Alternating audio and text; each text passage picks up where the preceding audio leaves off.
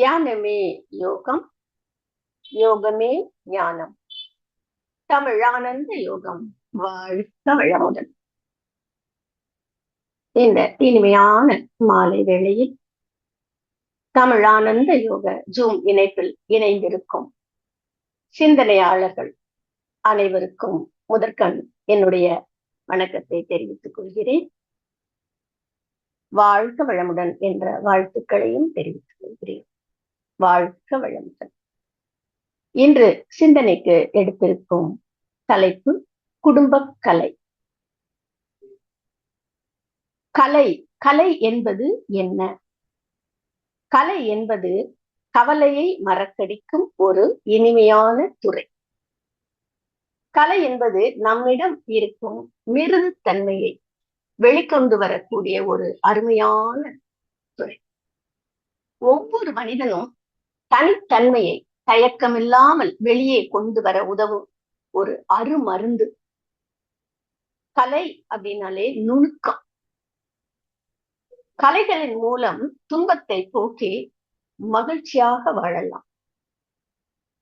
கலை எது என்ற தலைப்பில் மகரிஷி அவர்கள் ஒரு கவி எழுதியிருக்கிறாங்க. இயற்கை அதன் நிகழ்ச்சிகளை இன்ப துன்ப அனுபவத்தால் எண்ணுகின்ற கருத்துக்களை எளிதாக திறமையோடு செயற்கையால் பிறருக்கு உணர்த்தி சிந்தனையை உயர்த்தவல்ல செயல்கள் நம்மை கலை என்று சிறப்பாக பேசுகின்றோம் அப்படின்னு மகரிஷி அவர்கள் இந்த கலை அப்படின்றதுக்கு ஒரு நல்ல ஒரு டெபினேஷன் கொடுத்திருக்கிறாங்க இந்த கவியின் மூலமாக. இன்னும் அதை சுருக்கமா பார்த்தோம்னா, புலன்களையும் அறிவையும் ஒன்றுபடுத்தி தனக்கும் பிறருக்கும் மகிழ்ச்சி ஊட்டக்கூடியது இந்த நடனம், பாட்டு, சிற்பம், ஓவியம் போன்ற கலைகள். ஆய கலைகள் 64ல ஒரு துறையிலேயாவது கலைத்துவம் பெற்றிருக்க வேண்டும். இல்லாட்டி வாழ்க்கையில மிக முக்கியமான ஒரு அம்சத்தை நீங்கள் இழக்கிறீர்கள் அப்படின்னு ஒரு அறிஞர் சொல்லியிருக்கிறார். கலை எது என்பதை இயற்கையதன் நிகழ்ச்சிகளை என்று தொடங்கி ஆசானவர்கள் அந்த கவியில சொல்லியிருக்காங்க. அப்போ இயற்கை என்னும் அந்த இறைநிலை இருப்பாக இருக்கும், அசைவற்று இருக்கும் அந்த இறைநிலை முதலில் அசைந்து பரிணாமத்தை தொடங்குகிறது. அந்த அசைவையே நடனமாக கலை நயத்தோடு வடிவமைத்தார்கள் கலைஞர்கள். நடன கலையில் மனம் சொல்வதை அப்படியே உடல் அசைவில் வெளிப்படுத்துவது மட்டுமல்லாமல் அதனுடைய உட்பொருளை முகபாவனையின் மூலமாக, குறிப்பா கண்கள் அவங்களுக்கு பேசும். கண்கள் மட்டும் இல்லாம அவங்களுடைய உடல்ல ஒவ்வொரு பகுதியும், புருவம், கண்ணம், வாய்ப்பகுதி, கழுத்து, கை, விரல்கள், அனைத்து அவயவங்களும் அசைவினால வெளிப்படுத்தும் கலை நடனக்கலை. அப்பொழுது அவங்க எப்படி இருக்காங்கன்னா, விழிப்புணர்வோடு இருக்க அந்த நடன கலையை ஒரு தவம் போல செய்றாங்க.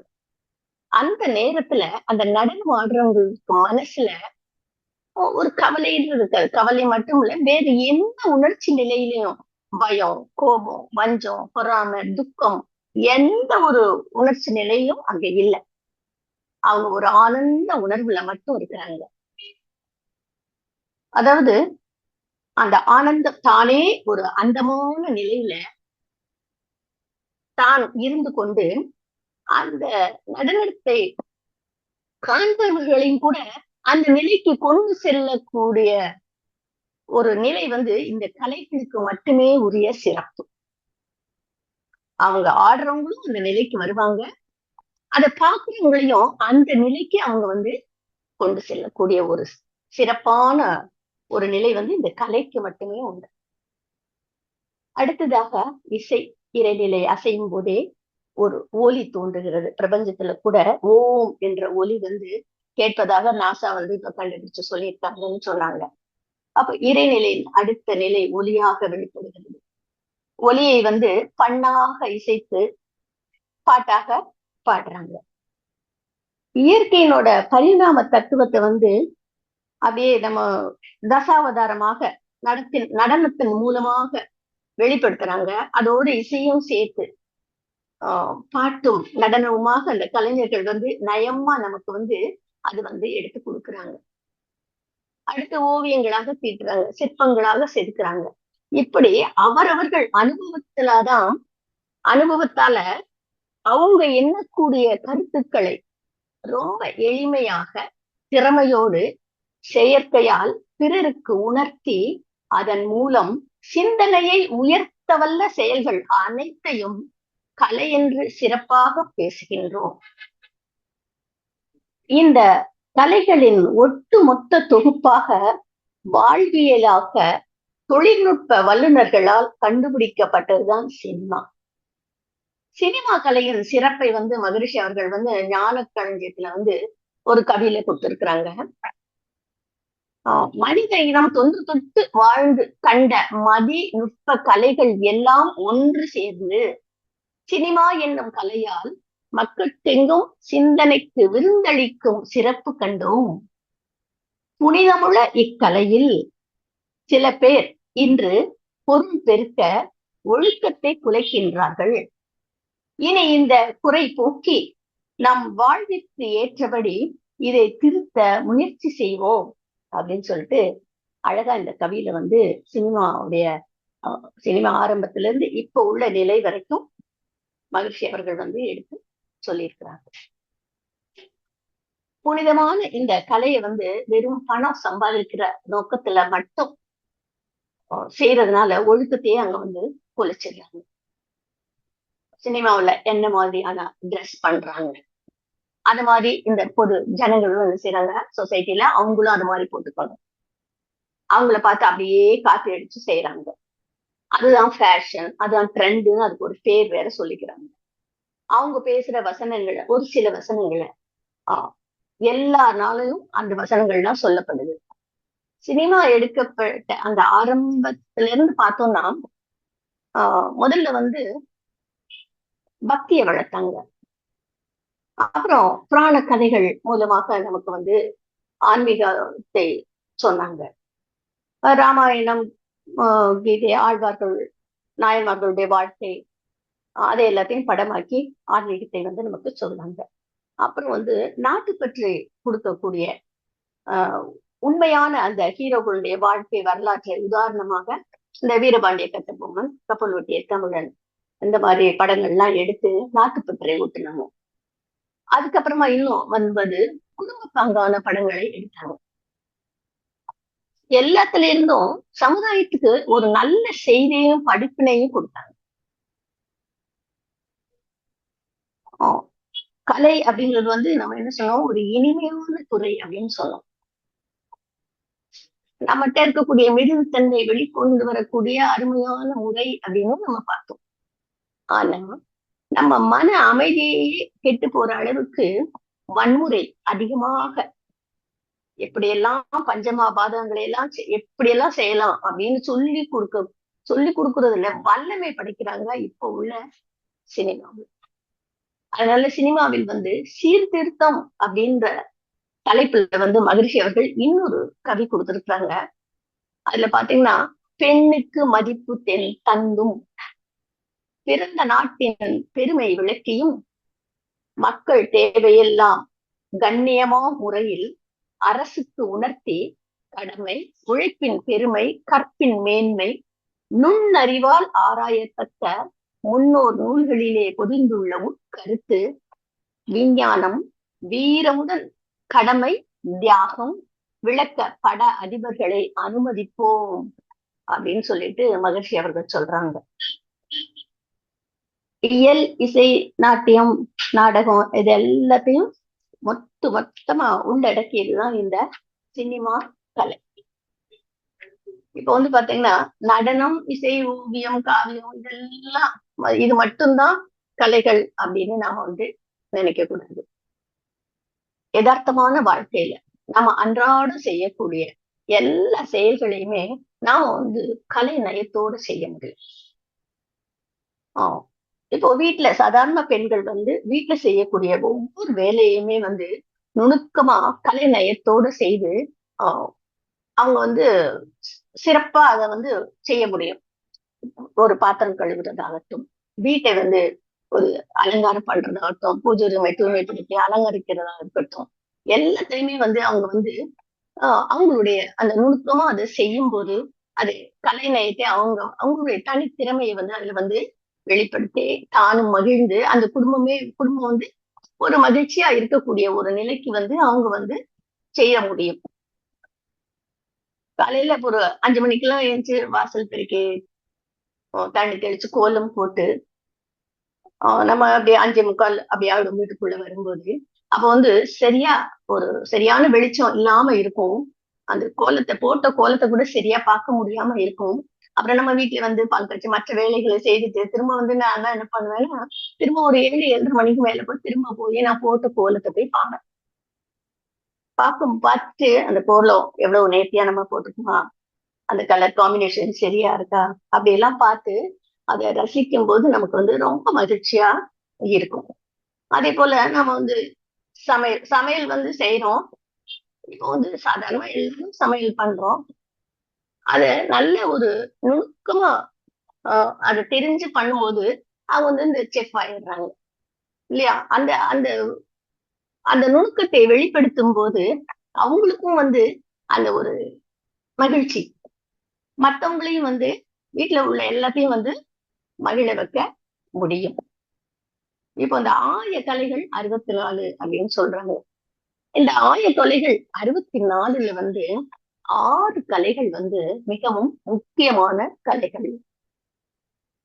அதுல வந்து நடனம், இசை, மருத்துவம், ஜோதிடம், வர்மம் மற்றும் யோக கலை. இந்த 6 கலைகள் வந்து மிகவும் முக்கியமான கலைகள் அப்படின்னு சொல்றாங்க. இப்போ இந்த அனைத்து கலைகளினுடைய மொத்த தொகுப்பு தான் வாழும் கலை. வாழும் கலை கலை நயத்தை வந்து நம்ம கத்துக்கிட்டா போதும், வசப்படாததை கூட நம்ம வந்து வசப்படுத்தி விடலாம். கலை நயம் கொண்ட கலை வெளிப்பாடு எதுவாக இருந்தாலும் அதன் மீது நம்மையும் அறியாமல் ஒரு ஈடுபாடு வரும். நம்முடைய அந்த கலை வெளிப்பட்டா மத்தவங்களுக்கு நன்மை கிடைக்குதோ இல்லையோ, முதல்ல நமக்கு வந்து மகிழ்ச்சி கிடைக்கும், திருப்தியா இருக்கும், மகிழ்ச்சியா இருக்கும். உதாரணமா நான் சொன்னேன்ல, வாசல்ல கோலம் போட்டது எனக்கு வந்து அவ்வளவு ஒரு மகிழ்ச்சியா இருக்கும். இப்போ கடல்ல பெருங்காயத்தை கொண்டே கரைச்சோம்னா கடல் மணக்குதோ இல்லையோ நம்ம கை நிச்சயமாக மணக்கும். அப்போ முதல்ல வந்து அதனுடைய மகிழ்ச்சி வந்து நம்மளுக்கு கிடைக்குது. அதனாலதான் வந்து முன்னாடி எல்லாம் என்ன பண்ணாங்க, கலைகளை வந்து கற்றுக் கொடுப்பதிலையும் கற்றுக் கொள்வதிலையும் அவ்வளவு ஆர்வமா இருந்தாங்க, அதை செய்தாங்க. ஒரு அம்மா வந்து தன் மகன்கிட்ட சொல்றாங்க, உன்னோட அப்பா அவர் உயிர் போற நேரத்துல சொன்னாரு, நீ ஒரு கலைஞனாக இரு அப்படின்னு சொல்றாங்க. அதுக்காக கலை வித்வானாக பண்டிதனாகத்தான் ஆகணும்னு அவசியம் இல்லை. உனக்கு என்ன வேலை செய்ய முடியுமோ, செய்ய தெரியுமோ, ஒரு ஒரு அட்லீஸ்ட் ஒரு கழிவறை சுத்தம் செய்யும் பாக்கியம் கிடைச்சா கூட சரி, அதுலயும் நீ நம்பர் 1ஆக இரு. உன்னுடைய வேலைப்பாடு அவ்வளவு தனித்துவமும் கலை நயமும் மிக்கதாக இருக்க வேண்டும் அப்படின்னு அந்த அம்மா வந்து தன்னுடைய மகனுக்கு வந்து சொல்றாங்க. அப்போ நீ செஞ்சா சிறப்பா இருக்கும் அப்படின்ற ஒரு நிலை. இப்ப வந்து நம்மளுடைய சொல், செயல், முகபாவம், சிந்தனை ஆகிய 4லையும் கலை அம்சத்தை சேர் அப்படின்னு சொல்ற. அப்படி சேர்க்கும்போது வாழ்க்கையை வந்து தனியா நீ கொண்டாட வேண்டிய அவசியமே இல்லை. வாழ்வே திருவிழாவாகத்தான் இருக்கும் அப்படின்னு சொல்றாரு ஓஷோ. சொல்லும் போது நல்ல ஒரு இனிமையான சொற்கள், பிறரை துன்புறுத்தாத சொற்கள், அந்த செயல்ல வந்து கலை அது நுணுக்கமாக திறமையாக செய்யும் போது அந்த செயல் வந்து வெற்றியாக அமையும். முகபாவம் எப்போ ஒரு சிரிச்ச முகமா அப்படி இருக்கும்போது அந்த முகபாவம் வந்து பிறருக்கு வந்து ஒரு அமைதியையும் ஒரு மகிழ்ச்சியும் தரக்கூடியதாக அந்த முகபாவம், சிந்தனை. இப்போ உதாரணமா பாத்தீங்கன்னா, நீங்க இப்படி பண்ணுங்க அப்படின்னு யாராவது சொல்றாங்கன்னு வச்சுக்கோங்களேன். இப்படி பண்ணுங்கன்னு சொன்னா சரி. அது வந்து உடனே நாம நாம என்ன பண்ணணும்? நாம அதை வந்து சிந்திச்சு பார்க்கணும். அவங்க சொல்றது நம்ம சரியா இருக்கும் அப்படின்னு நம்ம சிந்திச்சு நல்ல வழியில சிந்திச்சு பார்க்கணும். அதை விட்டுட்டு குறுக்கு வழியில, ஆமா இவளுக்கு தான் எல்லாம் தெரியும். இவ வந்து சொல்ல வந்துட்டா. நமக்கு ஒண்ணும் தெரியாதாக்கும். இந்த மாதிரியாக குறுக்கு வழியில வந்து நாம வந்து சிந்தனை செய்யக்கூடாது. என்ன ஒரு சிந்தனையாக இருக்கட்டும், எண்ணமாக இருக்கட்டும், நம்ம வந்து அது வந்து ஆக்கப்பூர்வமாக அதை வந்து நாம அதிலிருந்து நாமும் பயன்பட்டு பிறருக்கும் பயன்படக்கூடிய வகையில அதை சிந்திச்சு பார்க்கணும். அப்ப இந்த நாள்லயுமே நாம வந்து கலை அம்சத்தை சேர்க்கணும். இத வந்து இது எல்லாத்தையும் வந்து நம்ம முதல்ல வந்து நம்ம குடும்பத்துல இருந்து இம்ப்ளிமெண்ட் பண்ணணும். குடும்பம் அப்படிங்கிறது என்ன? கொடு பிளஸ் இன்பம் அப்படின்றதா குடும்பம் அப்படின்னு அந்த வார்த்தைக்கு அர்த்தம். எதை கொடுப்பது அப்படின்னா உடல், பொருள், ஆவி மூன்றையுமே கொடுப்பதுதான் அந்த கொடு இன்பம் அப்படின்றது முழுமை. இப்ப இந்த பிறவி பெருங்கடலை நீந்துவதற்கு மனித உயிர்கள் வந்து இணைந்து செய்யக்கூடிய தியாகம், அர்ப்பணிப்பு தான் கொடு இன்பம் குடும்பமாகிறது அப்படின்னு சொல்லிட்டு சொல்றாங்க. இதுக்காகத்தான் இரு மனங்களை இறையருள் இணைக்கிறது. அதனாலதான் அந்த நிகழ்வை, அந்த இரு மனங்கள் இணையக்கூடிய அந்த நிகழ்வை வந்து திருமணம் அப்படின்னு ஒரு சிறப்பாக நாம வந்து சொல்றோம். இந்த அரிய இந்த உண்மை நிலை நமக்கு தெரியாம தான் இந்த கொடு இன்பம் குடும்பம் என்பது கொடு துன்பம் என மாறி சுகமான வாழ்க்கை வந்து சுமையாக நமக்கு வந்து போயிடுது. இப்போ குடும்பத்துல வந்து கணவன் மனைவி உறவுக்கு இணை ஏது அப்படிங்கிறார் மகரிஷி. குடும்பம் அப்படின்னு சொன்னா வந்து ஒரு கணவன் மனைவி, அவங்க அம்மா அப்பா, அவங்க குழந்தைகள், இவங்கதான் வந்து குடும்பம். இப்போ இந்த மாதிரியான கூட்டு குடும்பங்கள் வந்து இப்போ வந்து நம்ம பாக்குறது ரொம்ப அரிதாகவே இருக்கிறது. அதுக்கெல்லாம் வந்து இந்த மாதிரியான நிறைய காரணங்கள் இருக்கு. இப்ப இதை வந்து நாம தெரிஞ்சுக்கிட்டோம்னா, இந்த கலை அம்சத்தை நாம் தெரிந்து கொண்டோம்னா, இந்த குடும்ப கலையை நாம வந்து இம்ப்ளிமெண்ட் பண்ணோம்னா நிச்சயமாக அந்த கூட்டு குடும்ப வாழ்க்கை வந்து நமக்கு வந்து சாத்தியம்தான். மகரிஷி அவர்கள் வந்து ஒரு தடவை அமெரிக்கா போயிருந்தப்போ ஒரு அன்பர் வீட்டுல தங்கி இருந்தாங்களாம். அந்த அமெரிக்க அன்பர் வந்து ஒரு அந்த தேசிய சான்றிதழ் ஒரு ஃபர்ஸ்ட் கிரேட்ல தேர்ச்சி அடைஞ்சிட்டாரு அப்படின்னு சொல்லிட்டு ஒரு சான்றிதழ் வந்து அவங்க வீட்டுக்காருக்கு கொடுத்துருக்காங்க. அது வந்து அந்த அம்மா வந்து மகரிஷிட்ட காமிச்சு ரொம்ப சந்தோஷப்படுறாங்க. மகரிஷியோட காலடியில வச்சு கண்ணீர் விடுறாங்க. அந்த கண்ணீரா அவங்க விடுறாங்க. கொஞ்ச நேரம் கழிச்சு அவங்க வீட்டுக்காரர் வந்ததும் அன்பு பாராட்டி அவங்களுடைய அன்பை வெளிப்படுத்தி பெருமையோடு பாராட்டுதலை சொல்றாங்க. ஒரு மனுஷனுக்கு பெருமை வரும்போது பொறாமப்படாம மகிழ்ச்சி அடைறாங்க அப்படின்னு சொன்னா அவங்க வந்து மனைவியும் குருவும் மட்டுமே தான் இருக்க முடியும். குரு அப்படிங்கிறது வந்து அவருடைய சீடர்கள் வந்து தன்னை விட இன்னும் சிறப்பாக உயர்வான இடத்துக்கு வந்தா கூட அவர் வந்து அதை பார்த்து பார்த்து சந்தோஷம் படுவார். அதே போல மனைவியும் வந்து தன்னுடைய கணவன் வந்து எந்த ஒரு உயர் நிலைக்கு வரும்போதும் அந்த பெருமை வந்து ரொம்ப அவங்க வந்து தனக்கே வந்ததாக நினைச்சு அவங்க வந்து மகிழ்ச்சி அடைவாங்க. இப்போ வீட்டுல வந்து ஒரு அண்ணன் தங்கச்சி, அக்கா தங்கச்சி, அண்ணன் தம்பி அப்படிலாம் இருந்தாங்கன்னு வச்சுக்கோங்களேன். அவங்க வந்து என்ன பண்ணுவாங்கன்னா அந்த பெருமை நமக்கு வரலையே அப்படின்னு நினைப்பாங்க. ஒரு பேரண்ட்ஸ் என்ன நினைப்பாங்கன்னா தன்னோட மற்ற பிள்ளைங்க வந்து இந்த பிள்ளைய விட கொஞ்சம் தாழ்ந்த நிலையில இருந்தாங்கன்னு வச்சுக்கலாம். அப்போ இவன் தான் ஏற்கனவே நல்லா தானே இருக்கான், இவனுக்கு வந்திருக்கலாமே அப்படின்னு சொல்லிட்டு நினைப்பாங்க. ஆனா கணவனுக்கு பணமோ உயர் பதவியோ புகழோ வந்துச்சுன்னு சொன்னா தனக்கே வந்த மாதிரி மகிழ்ந்து கொண்டாடுறவங்க நிச்சயமா அவங்க மனைவி.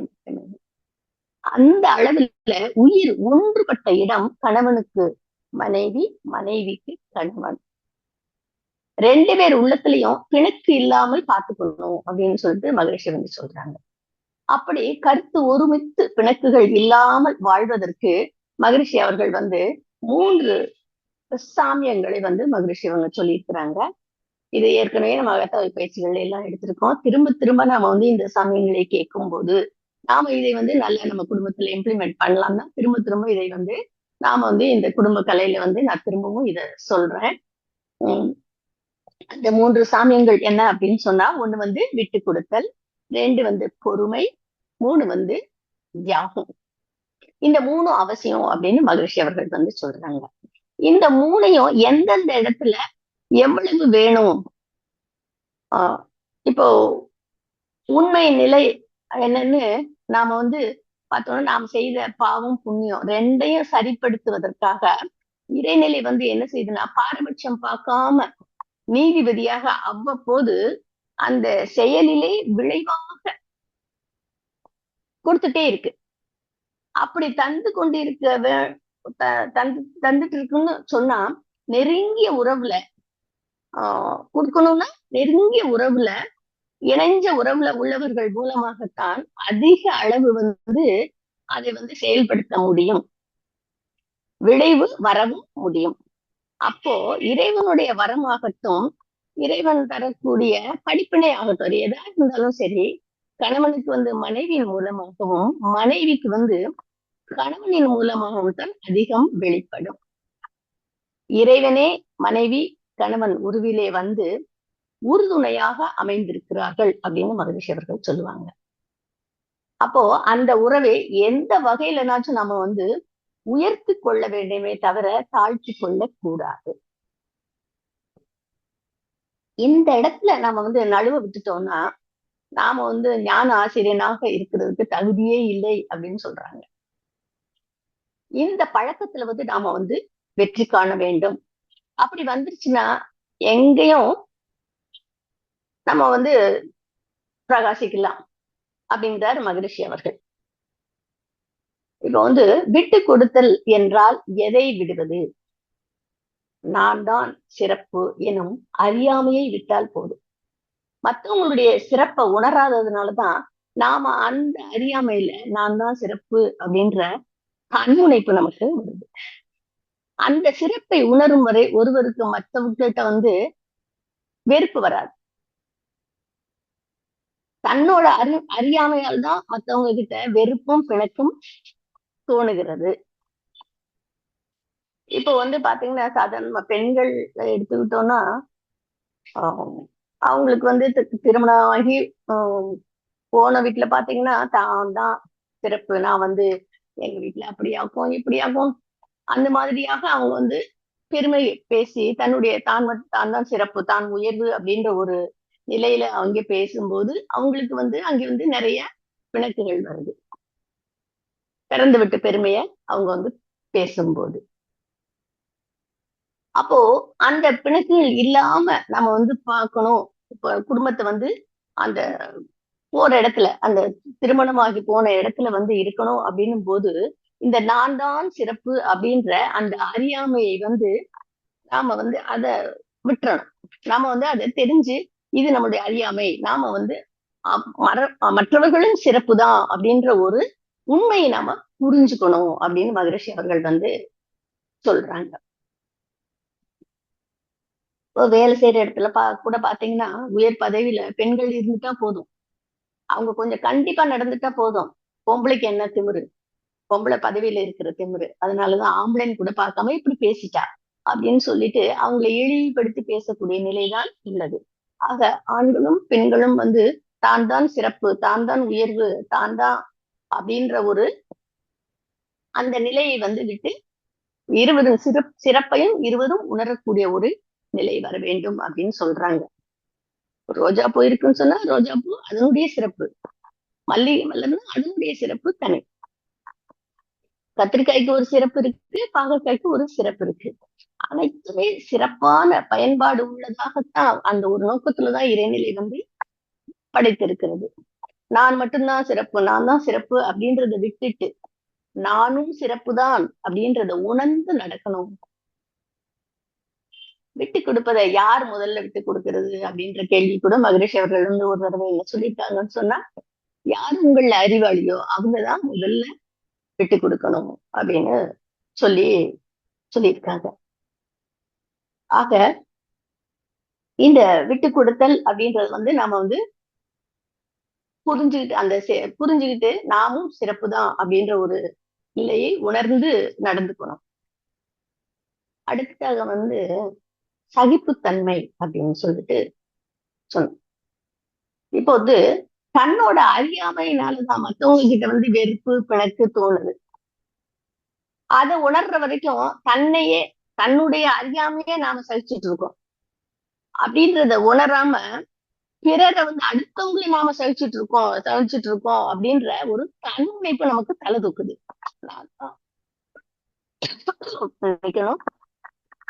நான் தான் அப்படின்ற நான் தான் அவங்களை எல்லாம் சகிச்சுட்டு இருக்கேன், அவங்களுக்காக எல்லாம் விட்டு கொடுத்துருக்கேன் அப்படின்ற ஒரு தன்முனைப்பு வந்து தலை தூக்குது. தன்னுடைய அறியாமையை வந்து முதல்ல வந்து தான் வந்து தெரிஞ்சுக்கணும். இந்த உண்மை மனதுக்கு எட்டும் போது பொறுமை இயல்பாக மலரும் அப்படின்னு சொல்றாங்க. விசாலமான மனம் அமையும். விட்டு கொடுக்கறதுக்கு வந்து மனம் வந்து தயாராயிரும். இறை அருள் வந்து இன்ப ஊற்றில் அனைத்துயிரும் சிறப்பு தான். இறை அருளின் இன்ப ஊற்றில் வந்து எல்லா உயிர்களுமே வந்து சிறப்பு தான். ஆட்சி என்று ஆளும் ஐயனின் அருளை குறை சொல்ல எவருண்டு? இப்பேருலகில் ஒன்றுக்கொன்று ஒத்துதவி வாழவே உயிர்கள் உலகில் தோன்றுகின்றன அப்படின்னு மகரிஷி அவர்கள் சொல்லியிருக்காங்க. புல் இருந்தா மான் இருக்கும், மான் இருந்தா புலி இருக்கும். ஒண்ணுக்கு ஒண்ணு உணவாகி உயிர்கள் வந்து தழைக்கின்றன. இந்த இயற்கை நிகழ்ச்சியை வந்து சமன் செய்யப்பட்டு கொண்டே இருக்கிறது. எங்கும் நிறைந்துள்ள இந்த இறை சக்தி ஆண் பெண் தத்துவங்களாக ஒருவருக்கொருவர் ஒத்து உதவி வாழ்றதுக்காகவே தோன்றியது. இதுல வந்து நான் தான் சிறப்பு அப்படின்றத விட்டு நாம் இருவருமே சிறப்பு அப்படின்னு உணரும் போது குடும்பம் வந்து ஒரு அமைதியாக இயல்பாக மாறும். மற்ற ஜீவன்களுக்கும் மனிதனுக்கும் மிகச்சிறந்த ஒரு வேறுபாடே வந்து என்னன்னா குடும்பமாக வாழும் திறன் தான். இப்போ வந்து மற்ற ஜீவன்கள் வந்து கூட்டமா வாழும், நாம வந்து குழுமமாக வாழ்றோம். அதாவது 6வது அறிவு வந்த பிறகு குடும்பமாக ஒரு வாழ்க்கை மனித இனத்திற்கு வந்து ஏற்பட்டுருச்சு. மற்ற ஜீவன்கள் வாழ்றது கூட்டம் சொல்லிட்டோம். பறவைகள் கூட்டமா ஒரு மரத்துல இருக்கும், ஒரு சின்ன சத்தம் கேட்டா கூட போதும், அது என்ன பண்ணும், அத்தனையும் அடிச்சிட்டா பறந்து போயிடும்.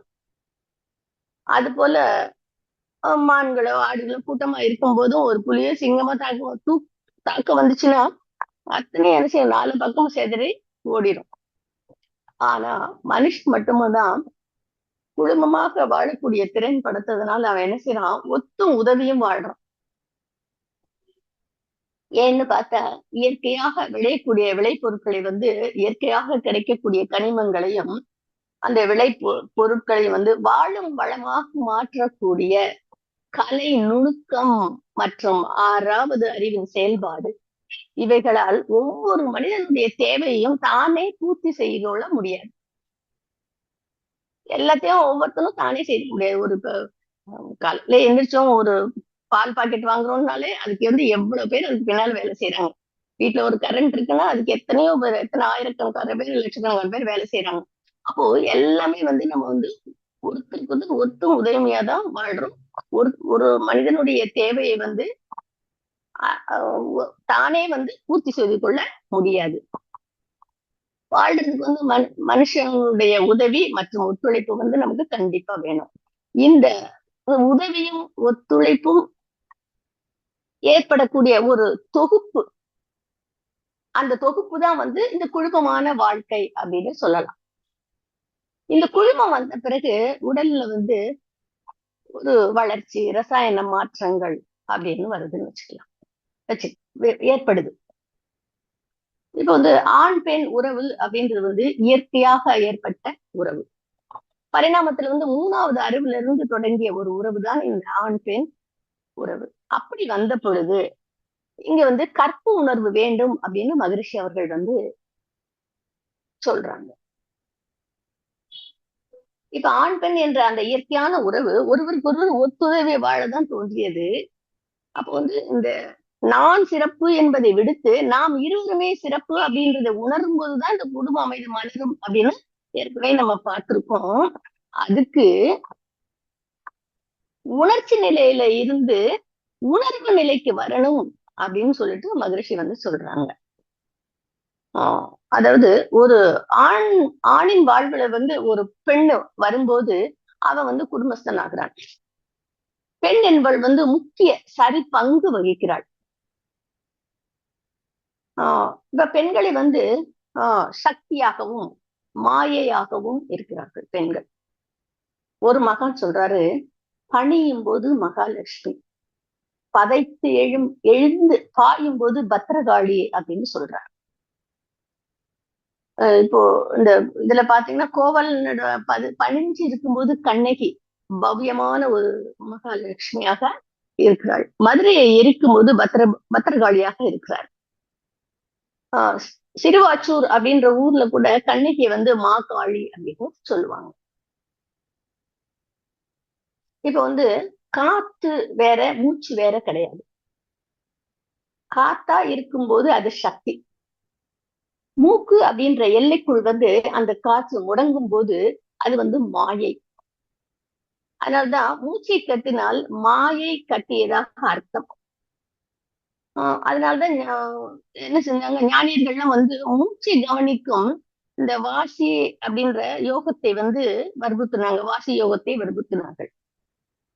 வாசிதனை பார்த்து மகிழ்ந்து உனைத்தான் போற்றாமல் காசி வரை போய் திரிந்து கால் அழித்தேன் பூரணமே அப்படின்னு அழுத்து சொல்றாராம் பட்டினத்தார். காசினி எல்லாம் நடந்து கால் ஓய்ந்து போகாமல் வாசிதனில் ஏறி வருவதினி எக்காலம் அப்படின்னு ஏங்குகிறாரும் பத்திரகிரியார்.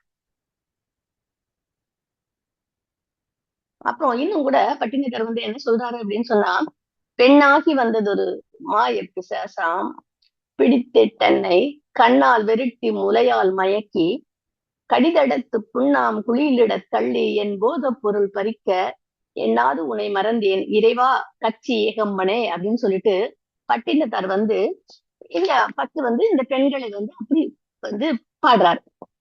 பிற்காலத்துல வந்து அதே பட்டினத்தார் வந்து தெளிவு பெறும்போது என்ன சொல்றாரு அப்படின்னு சொன்னா, மூலத்து உதித்தெழுந்த முக்கோண சக்கரத்துள் வாலிதனை போற்றாமல் மதிமறந்தேன் பூரணமே அப்படின்னு சொல்லிட்டு வாலை அப்படின்னு சொல்லக்கூடிய ஒரு பெரிய சக்தியாக அவரை வந்து போற்றி சொல்கிறார்.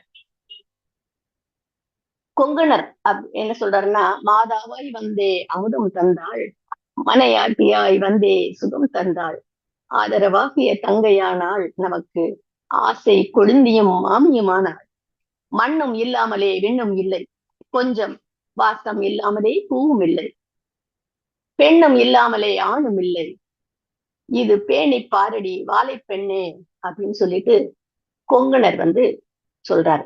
இதே போல வந்து 111 கன்னிகள்ல வந்து சக்தியாக அதை வந்து பூர்த்தி இருக்கிறாங்க. உடல் அளவுல வந்து ஆணுக்கும் பெண்ணுக்கும் இடையே நல்ல வேறுபாடு, முற்றிலும் வேறுபாடுதான். ஆனால் மனதளவில் சின்ன சின்ன வேறுபாடுதான். மற்றபடி ஆணுக்குரிய அத்தனை மன எழுச்சிகளும் அறிவு, திறமை, உறுதி, நுட்பம், மனம் சார்ந்த பண்புகளும் பெண்களுக்கும் உண்டு. இப்போ 2 ஆன்மாக்களின் தன்மையும் வந்து ஒரே மாதிரிதான் இருக்கும். பெண்ணை வந்து ஆன்மாவாக பார்ப்பவனுக்கு வந்து சக்திதான், உடல் அளவில் மனதளவில் பார்ப்பவனுக்கு வந்து மாயைதான் அப்படிங்கிறார். சரியா புரிஞ்சுக்கிட்டு விட்டு கொடுத்து உறுதியாக நின்று சமாளிச்சா அவளை எப்போதும் வந்து சக்தியாக வச்சிருந்து உயர்வு பெறலாம் அப்படின்னு சொல்றார். ஞானியர்கள் வந்து எப்போதுமே வந்து சக்தி மயமாகத்தான் பாக்குறாங்களாம். அப்படி பாக்குறதுனாலதான் அவங்க வந்து பயப்படவும் மாட்டாங்களாம், அடிமையாகவும் மாட்டாங்களாம் ஞானியர்கள். அஞ்ஞானிகள் தான் என்ன செய்யறாங்க, பெண்களை அடிமைகளாகவும் போக பொருளாகவும் தன் விருப்பப்படி எல்லாம் ஆட்டி வைக்கும் பொம்மைகளாகவும் பார்க்கிறதுனால சக்தி விஸ்வரூபம் எடுத்து மாயையாக மாறி வீழ்த்தி காலின் கீழ் போட்டு மிதித்து விடுகிறது. இல்லத்தில் பெண்ணின் மனம் கொதிக்காமல் இருக்க வேண்டும் அப்படின்னு ஒரு அறிஞர் வந்து சொல்றார். ஆணின் கடமை வெளியே சுழன்று சுழன்று உழைப்பது, பெண்ணின் கடமை வந்து இல்லத்தில் சுழன்று சுழன்று உழைத்து ஏகாந்தப்படுத்துவது அப்படின்னு சொல்றார். வினையே ஆடவர்க்கு உயிரே, மனையுறை மகளிருக்கு ஆடவர் உயிரே. இது வந்து குறுந்தொகை, குறுந்தொகை இலக்கணம் வந்து அப்படி சொல்றது. நம்ம நாட்டு வழக்கு கூட சொல்லுவாங்க, பெண்களுக்கு வந்து அடிப்படையே திருப்பதி, கொண்டவனே பெருமாள் அப்படின்னு சொல்லுவாங்க. அதுதான் இது. இப்ப வந்து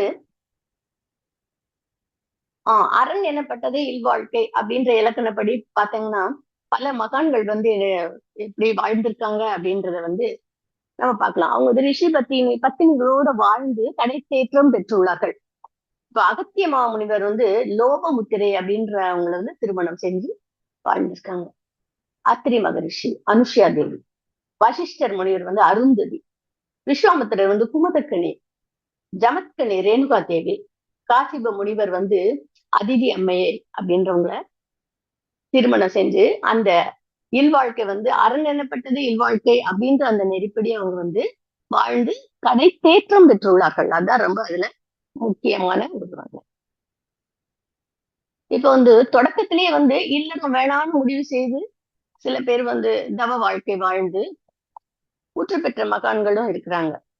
அவங்க வந்து முதல்ல ஒருத்தர் பார்த்தா நாரத மகரிஷி, ஆஞ்சநேயர், அன்னை அரவிந்தர், ஆண்டாள், ஔவையார், ஆதிசங்கரர், ஷீரடி சாய்பாபா, வள்ளல் பெருமான்,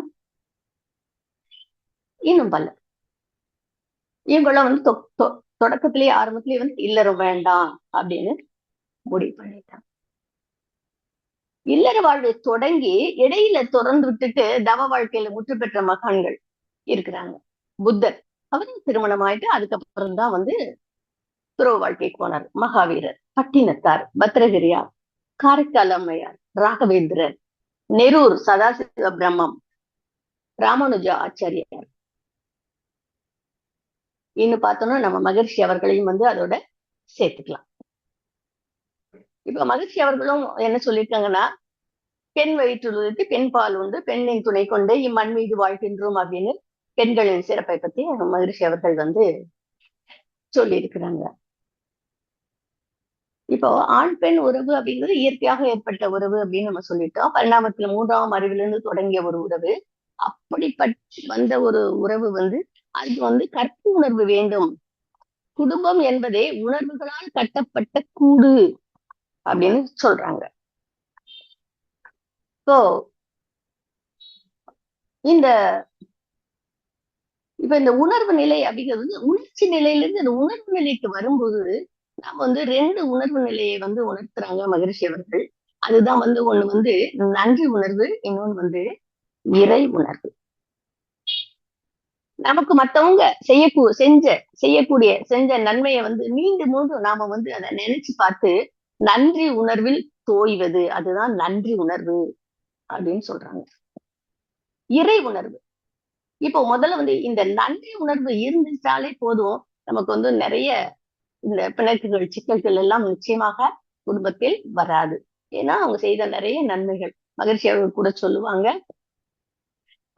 அவர் வந்து இந்த அகத்தாய்வு பயிற்சிகள் எழுதும்போது உங்களுக்கு நிறைய நன்மைகள் செஞ்சவங்க எழுதுங்க அப்படின்னு சொல்லும்போது கணவர் பெயரை தான் எழுதுறாங்க. அதே மாதிரி கணவன்மார்கள் வந்து மகிழ்ச்சி இது மனைவி பெயர்கள் தான் எழுதுறாங்க.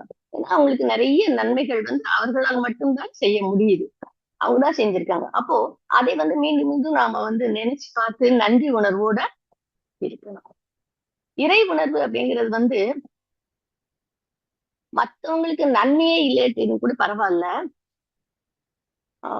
இறையே வந்து ஒரு உருவாகி என் வாழ்க்கை துணையாகி நான் கொண்டு வந்த கர்மங்களை போக்கி கொண்டுள்ளது அப்படின்ற உண்மையை உணர்வு, அதான் இறை உணர்வு.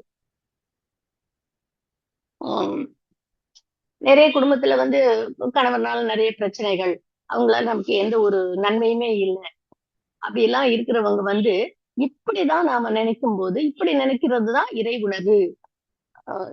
அவரே வந்து இறைவனே உருவாகி என் வாழ்க்கை துணையாகி நான் கொண்டு வந்த இந்த கர்ம வினைகளை போக்கிக் கொண்டு உள்ளது அப்படின்றதை உணர்வதுதான் இறை உணர்வு அப்படின்னு சொல்லிட்டு மகரிஷி அவர்கள் சொல்றாங்க.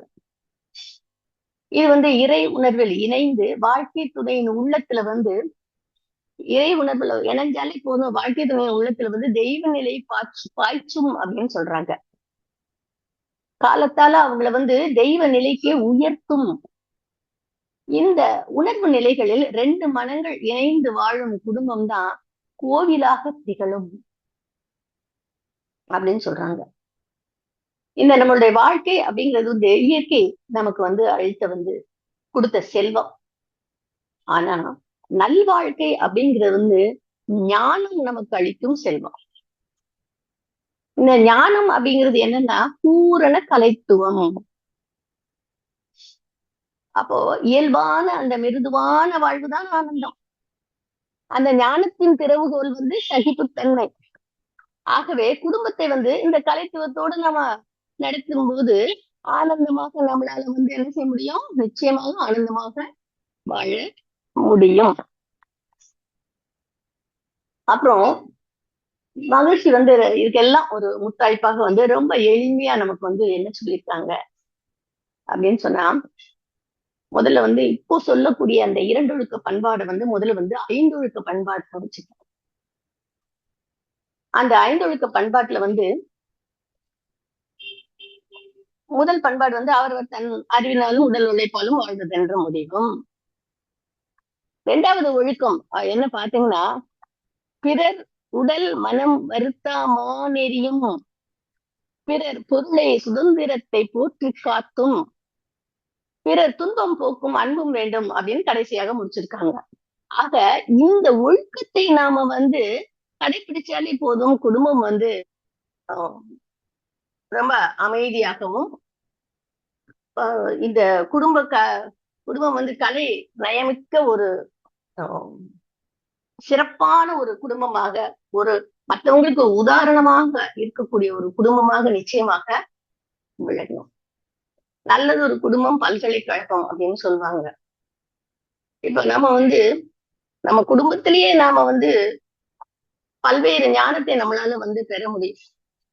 நமக்கு வேண்டிய ஞானத்தெல்லாம் குடும்பத்திலேயே அடைஞ்சுக்கலாம் அப்படின்னு மகிழ்ச்சி சொல்றாங்க. அதனாலதான் அந்த பல்கலைக்கழகம் குடும்பம் ஒரு நல்ல ஒரு குடும்பம் பல்கலைக்கழகம்னு சொல்றாங்க. நம்ம நம்ம எவ்வளவு ஞானம், நம்ம பெற்ற ஞானத்தை அழக்கக்கூடிய கருவியை வந்து நம்ம குடும்ப அமைதியை வச்சு கிடைக்கலாம் அப்படின்னு மகிழ்ச்சி அவர்கள் வந்து சொல்லியிருக்காங்க.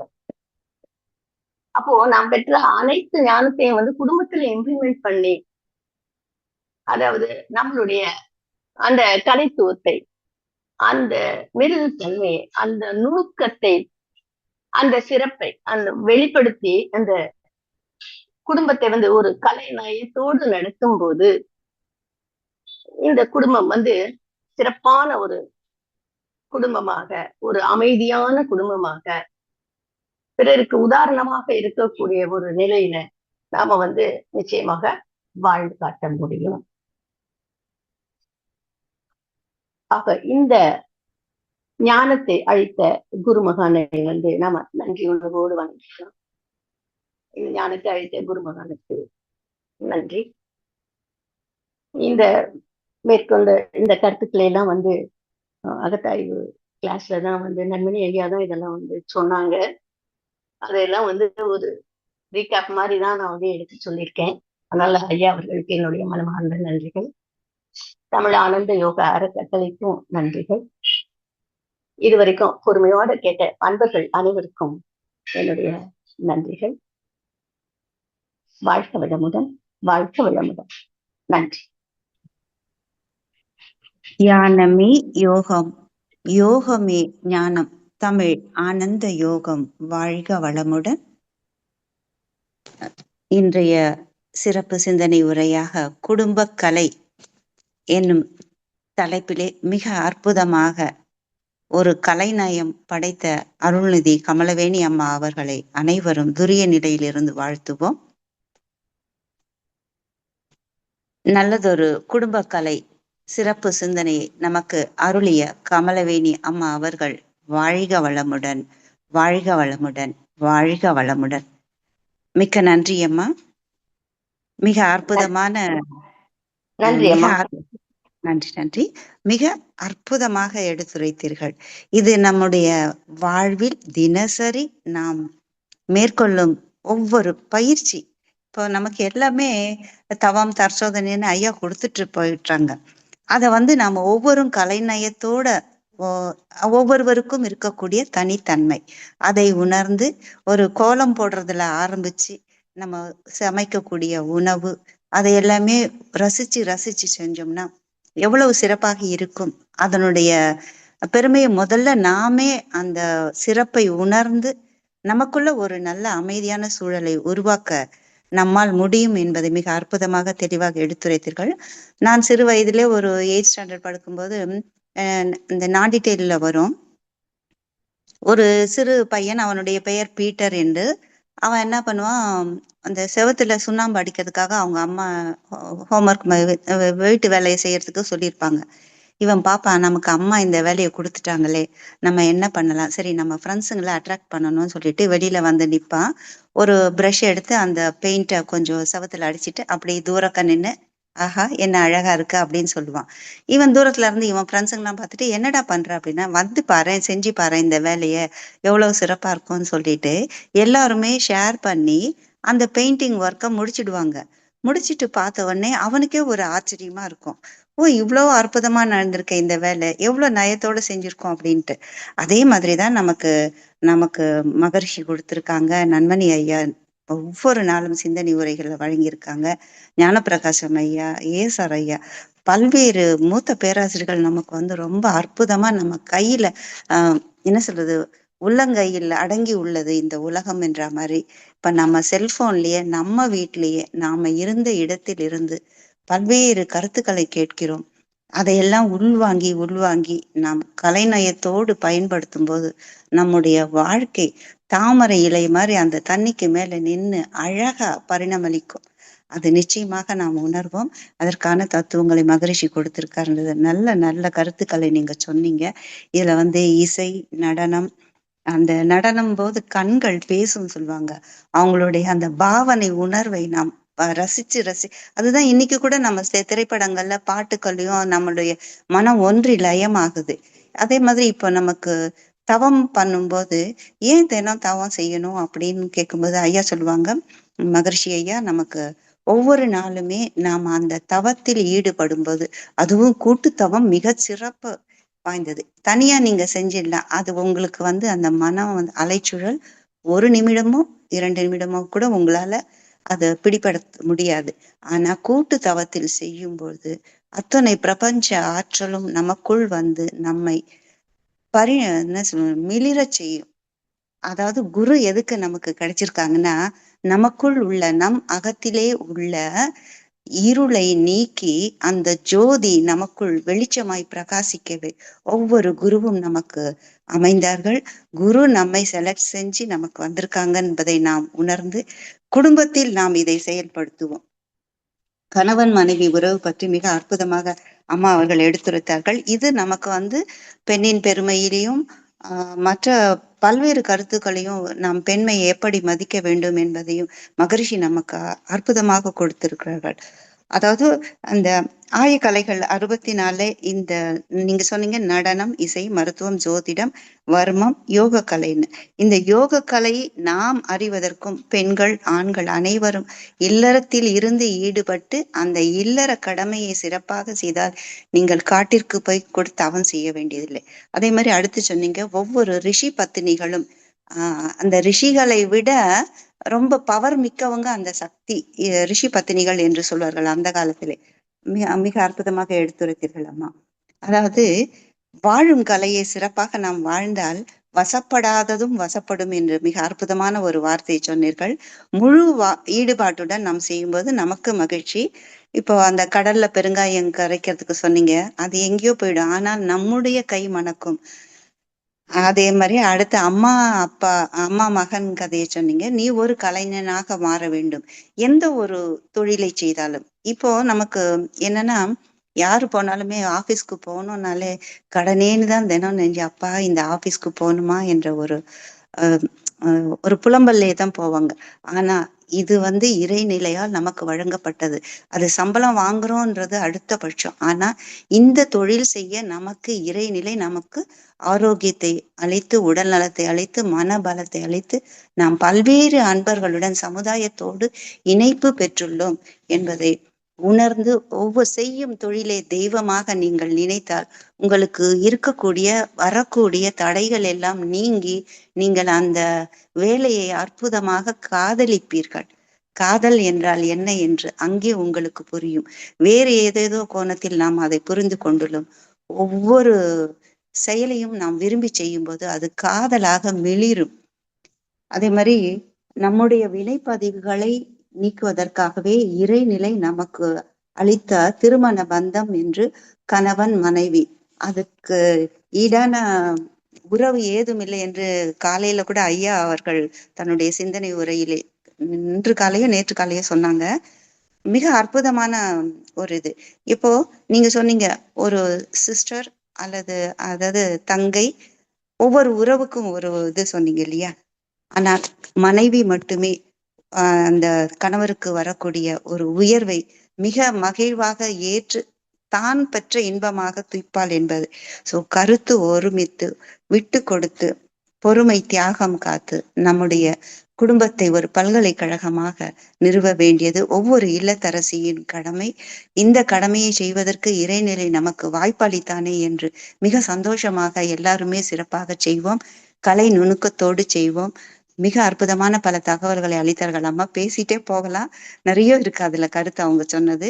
இறையருள் நமக்கு ஒரு விசாலமான மனதையும் பொறுமையையும் கொடுத்து விட்டு கொடுக்கும் தன்மையில் இருந்து ஒவ்வொரு அடுத்து வரக்கூடிய தலைமுறைகளுக்கு நாம் உதாரணமாக இருந்து சிறப்பான வாழ்வை வாழ்வோம். நன்றி. வாழ்க வளம்.